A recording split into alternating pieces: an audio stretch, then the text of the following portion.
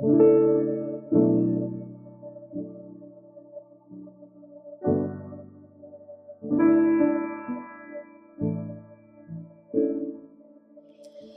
परमेश्वर के लोग, आप सभी को प्रभु यीशु मसीह के नाम में जय मसीह की।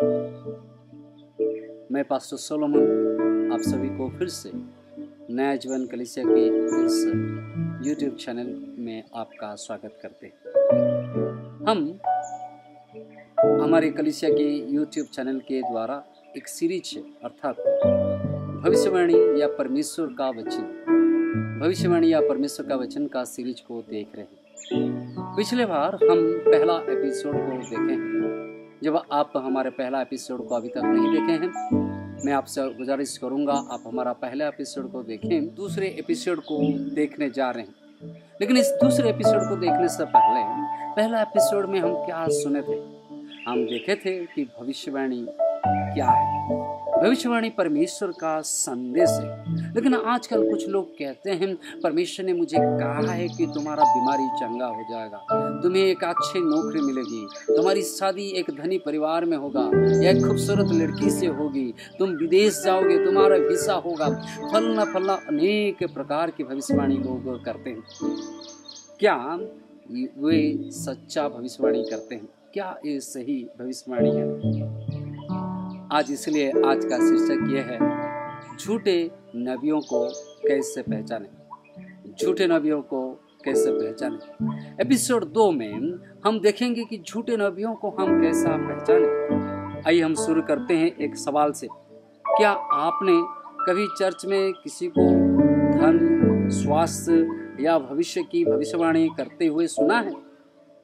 कैसे सुने हैं? कोई आपको कहा है तुम्हारा धन बढ़ेगा, तुम्हारा नौकरी आएगी, तुम्हारे जीवन में बहुत सारे उन्नति होगा, प्रगति होगी, ऐसा कोई किसने कहा है?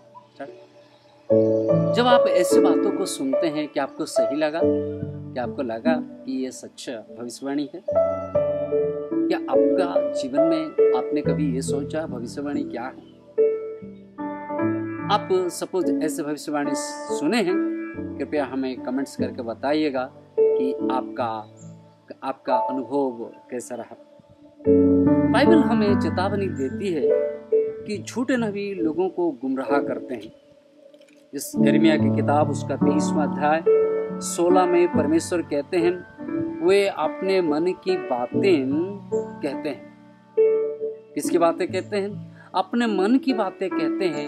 यिर्मयाह उसके 23:16 में कहते हैं, ना कि ये परमेश्वर के वचन को कहते हैं, लेकिन अपने मन की बातों को कहते हैं। इसका मतलब ये है कि झूठे नबी अपने कल्पनाओं को परमेश्वर का संदेश बताते हैं। ऐसे बातें सुनने में अच्छी लगती है, लेकिन ये सच नहीं होती। आइए बाइबल से एक उदाहरण देखें। यिर्मयाह के समय में एक नबी हुआ करते थे जिनका नाम है हनन्याह नामक एक जो नबी था, वो झूठा नबी क्यों कहा गया? यिर्मयाह उसका 28वां अध्याय 1 से 17 जब हम पढ़ते हैं, यिर्मयाह का 28वां अध्याय 1 से 17 जब हम पढ़ते हैं, लिखा गया, हनन्याह ने लोगों से कहा, परमेश्वर ने मुझे बताया कि 2 साल में बाबुल का शासन खत्म हो जाएगा और हमारे देश सब कुशल होगा, हमें सब कुछ मंगल होगी, हमको कोई अटैक भी नहीं कर सकता है और हम सब ठीक हो जाएंगे। लेकिन यिर्मयाह ने बार बार चेतावनी देते थे लोगों को, इस्राएली लोगों को कहते थे, तुम मन फिराओ, क्योंकि बाबुल के राजा आएंगे, तुम्हें आक्रमण करेंगे, तुम्हें दासत्व में लेकर जाएंगे, तुमको पराये में लेकर जाएंगे। यिर्मयाह की इस भविष्यवाणी को लोगों ने नकारा, लेकिन बाइबल क्या कहता है? क्या बाइबल यिर्मयाह को झूठे भविष्यवक्ता कहता है? नहीं। हनन्याह जो सुख की बात करता था, जो कहता था कि पीड़ा नहीं आएगी, दुख नहीं आएगी, संकट नहीं आएगी, इस्राएलियों को हमेशा अच्छा ही होगा, वो झूठा भविष्यवक्ता ठहरा गया। हनन्याह की भविष्यवाणी गलत निकली, परंतु यिर्मयाह की भविष्यवाणी सही निकली। परमेश्वर ने और हनन्याह को दंड दिया बाद में, क्योंकि उसने झूठे बातों को लोगों को पहुंचाया। लेकिन परमेश्वर आज हमें यिर्मयाह को एक उदाहरण के रूप में रखें, जिन्होंने दुख में भी, संकट में भी परमेश्वर का वचन को लोगों तक पहुंचाया। आज कुछ आज भी कुछ लोग ऐसे ही करते हैं। वे कहते हैं अगर तुम पैसे दोगे तो परमेश्वर तुम्हें चंगा करेंगे, अगर तुम हमें पैसा भेजोगे तो तुम्हारी प्रार्थना सुनी जाएगी, तुम चंगा होगे, तुम्हें नौकरी लगेगी और तुम्हारा प्रगति होगी, तुम विदेश जाओगे, और बहुत सारी बातों को कहते हैं। उनके उद्देश्य, बहुत सारे लोग इस प्रकार की भविष्यवाणी करते हैं। लेकिन मत्ती 24वां अध्याय 11 में हम चेतावनी पाते हैं, वहां चेतावनी दी गई कि अंत के दिन में बहुत सारे झूठे नबी उठेंगे और बहुतों को बहकाएंगे। हमारे छोटे शहरों में, हमारे गांवों में, बड़े बड़े जगहों पर भी आज कलीसिया के विश्वासी, आज परमेश्वर के जाने हुए लोग उस बहकाना में फंसे हुए हैं। परमेश्वर कहते हैं होशियार बनो और परमेश्वर के वचन की ओर जानो। ये हमें चिंतित और व्यस्त करता है कि लोग आज नौकरी, स्वास्थ्य, शादी, धन और बहुत सारी तमाम पार्थिव बातों के बारे में सुनने के लिए अपने जीवन को समर्पित। ऐसे बातें हमें अच्छी लग सकती हैं, मन को सुकून दिला सकती है। कुछ समय के लिए हमें ऐसे लगेगा कि परमेश्वर ने सच में मुझसे बात की, लेकिन क्या वैसी बातें परमेश्वर का वचन या भविष्यवाणी? तो हमने आजकल बहुत सारे लोगों को ऐसे बातों को कहने देख रहे हैं। तो हम इन झूठे नबियों से कैसे बचें? एक छोटी सी कहानी मैं कहता हूँ। एक बार मैंने बाजार को गया था और हमारे घर में बहुत सारे कॉकरोच है और हम बाजार से कॉकरोच मारने के लिए दवाई लाए थे। जिस व्यक्ति ने हमें दवाई दी उसने कहा उसके स्प्रे करेंगे, पूरा घर में एक भी कॉकरोच नहीं रहेंगे। लेकिन उसको मारने के बाद पता चला कि हमारे घर में जितने कॉकरोच पहले नहीं थे, उस दवाई को स्प्रे करने के बाद उससे ज़्यादा कॉकरोच हुए। मेरे प्यारे परमेश्वर के लोग, झूठे नबी ऐसे ही होते हैं कि जिस बातों पर आप विश्वास करते हैं और उसको करके जाते हैं, वो परमेश्वर का वचन नहीं होता है और हम परमेश्वर से दूर दूर चले जाते हैं।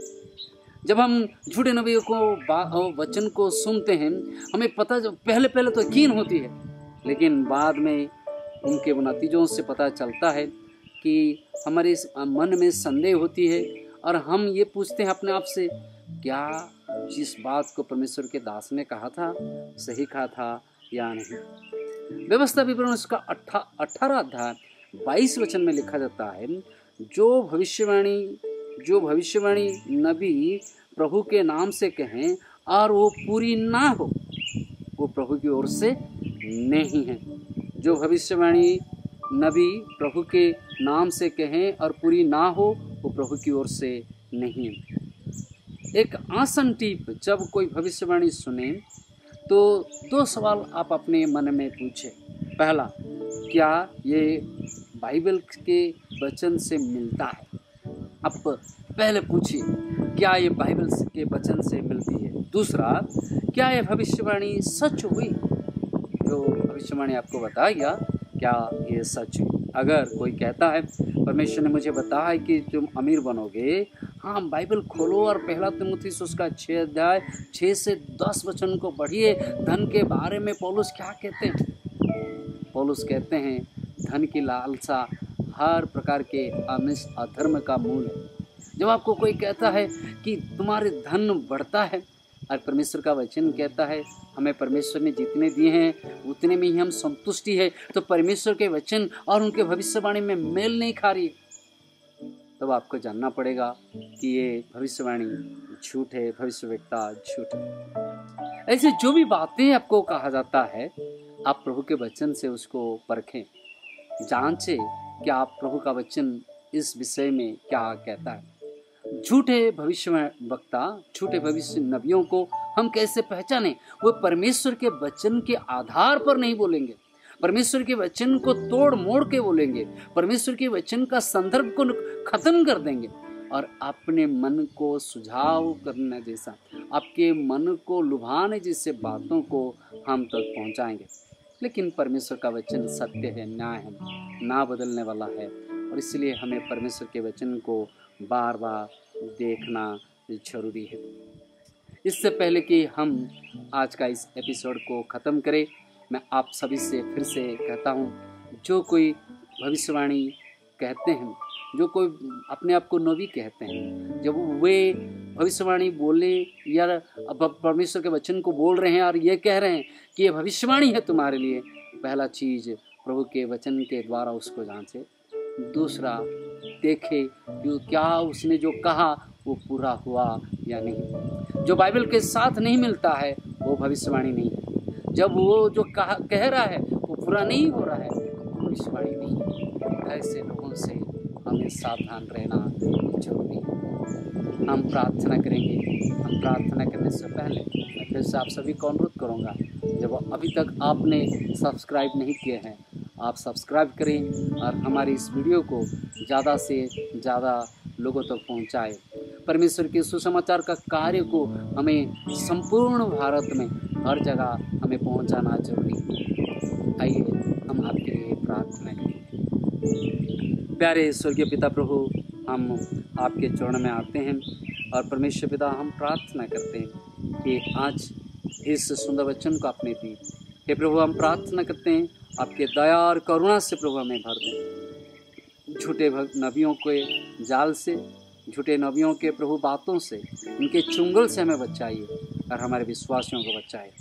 आपके वचन पर परमेश्वर पिता और प्रभु अपने जीवन को समर्पण करते हुए प्रभु जीवन को बिताने में अनुग्रह कर, दया और अनुग्रह से हमें आगे बढ़ाइए। हर एक परिवार को आशीर्वाद कर, हर एक के जीवन में तेरा कार्य, हर एक को प्रभु आत्मा में, हर एक को परमेश्वर पिता शक्ति और सामर्थ से भर दें, वचन से भर दें, और तेरी महिमा हमारे जीवन के द्वारा यीशु मसीह के नाम से मांगते हैं पिता, आमीन आमीन। आप सभी को फिर से बहुत बहुत धन्यवाद हमारे इस YouTube चैनल से जुड़े रहने के लिए, और आज की वीडियो वॉचिंग करने के लिए बहुत बहुत धन्यवाद। कृपया हमारे वीडियो को आप देखें, आपके परिवार वालों को भी साझा करें और आपके दोस्तों तक सभी तक पहुंचाएं, ताकि परमेश्वर का सुसमाचार आगे बढ़ते जाए।